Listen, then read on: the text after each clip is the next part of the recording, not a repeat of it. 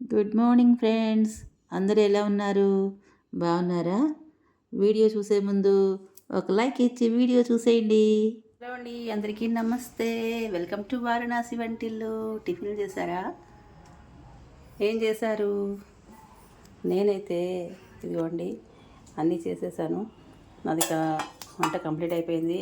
ఆలు కూర చేశాను, అలాగే పాలకూర పప్పు చేశాను, అలాగే ఇదిగోండి మా కృష్ణమ్మకి పప్పు కమ్మగా తీసాను, ఆలు ఇట్లా తీసి పెట్టాను. టిఫిన్ ఏం చేశారు మీరు? నేనైతే ఇడ్లీ చేశానండి. ఇలాంటి ఇడ్లీ కాదు, డిజైనర్ ఇడ్లీ చూపిస్తారండి. ఇంకా చూడండి, డిజైనర్ ఇడ్లీ చూసారా? కనిపించిందా డిజైన్? ఇదిగో ఇంకొకటి చూద్దాం, చూడండి. చాలా హెల్తీ ఇడ్లీ అనమాట. ఇదిగో చూడండి, ఇడ్లీ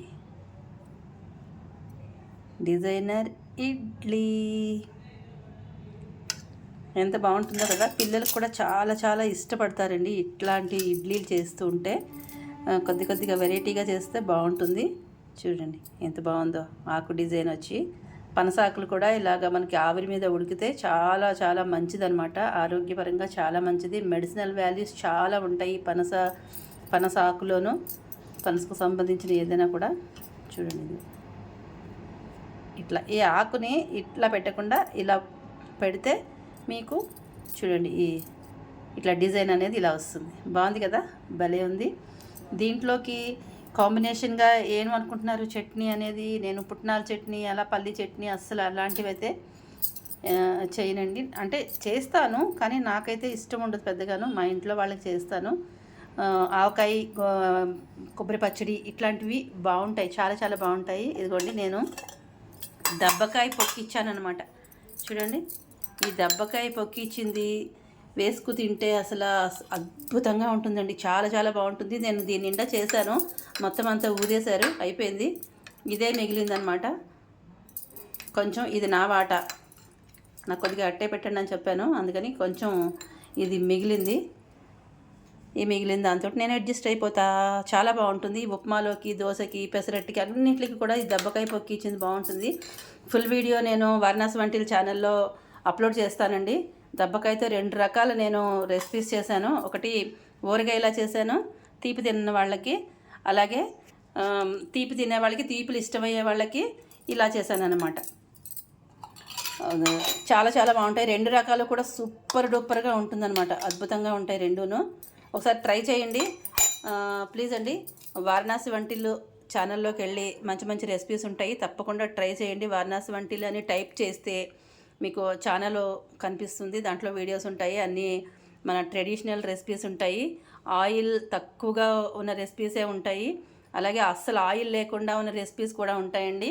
ఒక్కసారి చెక్ చేయండి ప్లీజ్ ఫ్రెండ్స్. లైక్ చేయండి, షేర్ చేయండి, సబ్స్క్రైబ్ చేయండి, సపోర్ట్ చేయండి.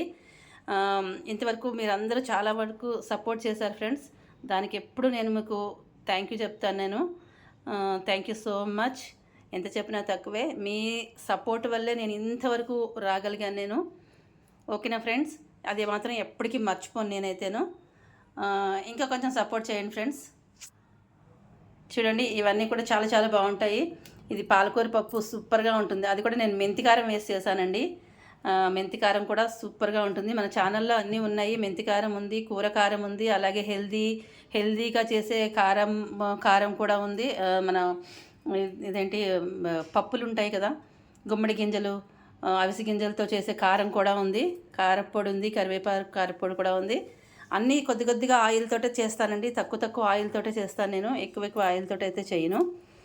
హెల్దీ రెసిపీస్ కావాల్సిన వాళ్ళు తప్పకుండా ఈ ఛానల్లోకి వెళ్ళి, వారణాసి వంటిల్లు ఛానల్లోకి వెళ్ళి తప్పకుండా ఒకసారి చెక్ చేయండి. ఓకేనా ఫ్రెండ్స్? ఇదిగోండి పనస ఇడ్లీ. ఒకవేళ బుట్టలు కుట్టుకోవడం రాని వాళ్ళు, పనసాకు బుట్టలు కుట్టడం కూడా నేను చూపించాను ఫ్రెండ్స్. క్లియర్గా చూపించాను, చాలా క్లియర్గా చూపించాను.